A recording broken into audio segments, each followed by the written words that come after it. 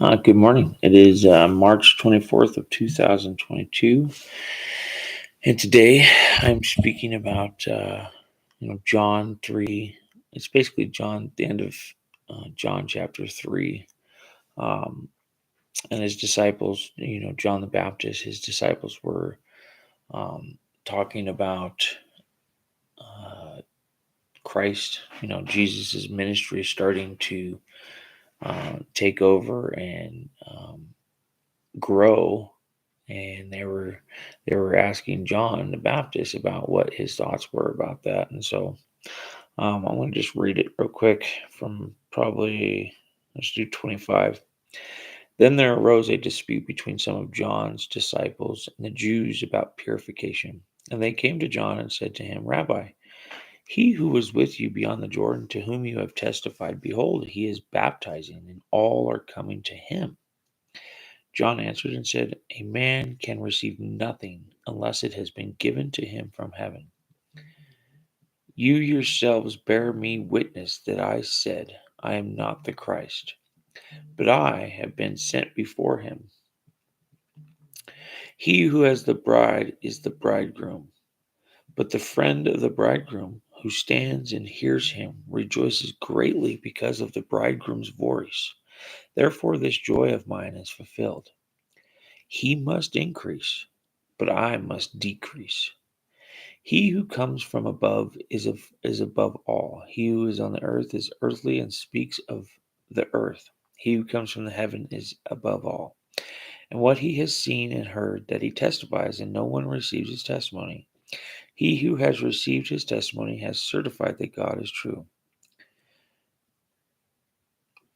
And it just keeps going. He's testifying of Christ and who Christ is and the validity of it. And so, really the key phrase, you know, I like 29. He who has the bride is the bridegroom, but the friend, we are the friend, sharing Christ, sharing the bridegroom, right?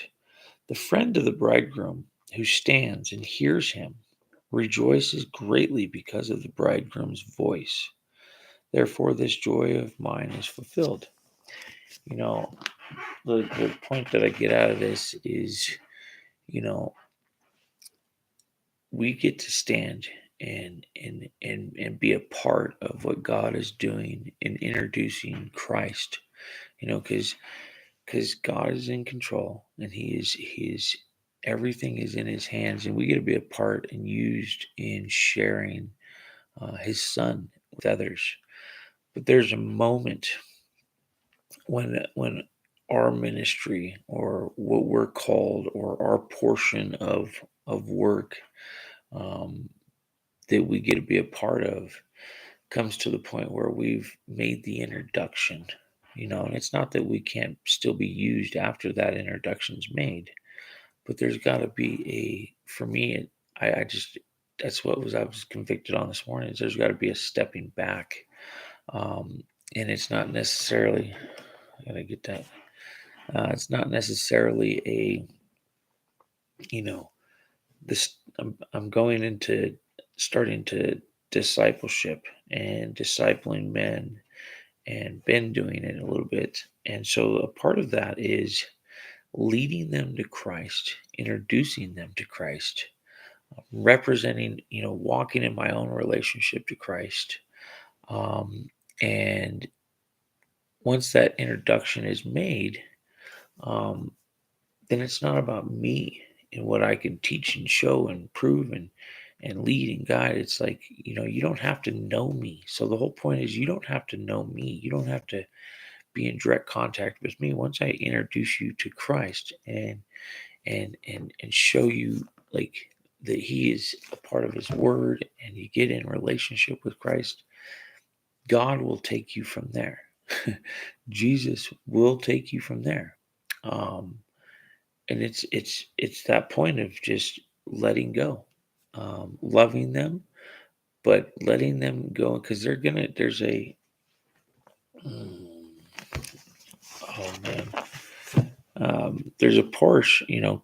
Christ did not come to, um, let me see if I can find it. So, Christ didn't come into to bring peace to this world, but to basically he came to bring a sword and division. And so they might have to go through something. They might have to go. Um, I can't find it. Sorry. They might have to go through some some rough times. They might have to go through some testing, some trials, and the thing is that when you're taking the credit, you want to be the one that's like, well, this is the advice, and you need to follow this. But in reality, once you've introduced them to Christ, uh, you can't fix somebody else. Part of Fight Club is don't fix what God is breaking, and don't break what God is fixing. There's a part of the introduction to Jesus where Jesus takes over and he starts working on people and their hearts. It took me 20 years to come to the end of myself. Um, and so sometimes it takes longer. Sometimes it might take a year or two. Sometimes it takes 20. It might even take 40. Who knows? But the thing is that, God is fully capable, and he once he's introduced and he becomes the Lord of somebody's life, then he will take the reins. And the thing is it's not about, it's easy to step into taking credit. I've led 10 people to Christ, or I help. I've been a part of leading people into a deeper relationship with Christ, or all these different things that I could easily take and be like, oh, because I'm doing this, and this, I'm something. But in reality, I I am just grateful to be used. I'm going through my own experience and adventure of this relationship myself, and I don't have it all figured out, and I will never have it all figured out. Um, which is why it's an adventure. Um, I am experiencing God in new ways. Um, I am also um, learning how uh, to walk this walk, surrendered to Christ. There's a there's a relationship and um,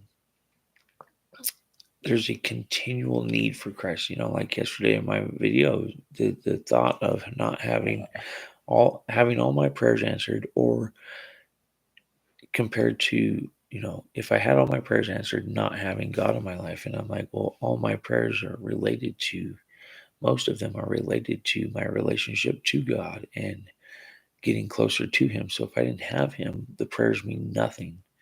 And so in reality, what's most important is just knowing God and being in relationship to Him, and this whole first love and Revelations to um, the loveless church, and just really coming back to my first love, which is Christ. Um, and it doesn't have to be complicated. I complicate things easily by getting too deep and trying to get too technical. And really, it's just about submitting, praying, reading His Word, and being obedient to what His Word is telling me, and listening.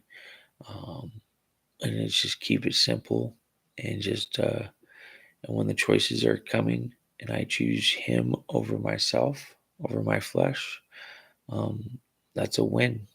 And when I fail and I fall, and I choose my flesh over Him, then I need to repent. There's just a process of, it's like, you screwed up, and yes, I mean, obviously sneaking out of the house, but if you, whatever, you screw up, you gotta get back on that path. So, on the straight and narrow. So anyways, God bless. Have a great day.